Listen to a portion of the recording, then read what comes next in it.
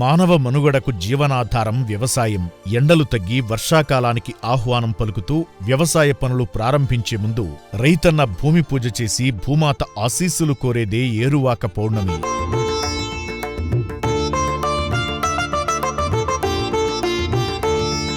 పురాణాల్లో ఏరువాక పౌర్ణమికి ప్రత్యేక స్థానముంది. తొలకరి పలకరించేవేళ భూమి పూజతో వ్యవసాయ పనులకు శ్రీకారం చుట్టే ఏరువాక పౌర్ణమి జూన్ 29న రాబోతోంది.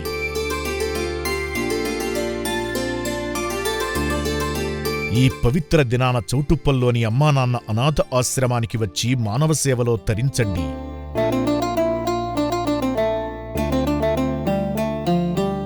ఇక్కడున్న వందల మంది నిర్భాగ్యులకు, అనాథమతిహీనులకు మీకు తోచినంతలో అన్నదానం చేసి అభాగ్యుల ఆశీస్సులతో, ధాన్యరాశులతో, సిరి సంపదలతో తులతూగండి.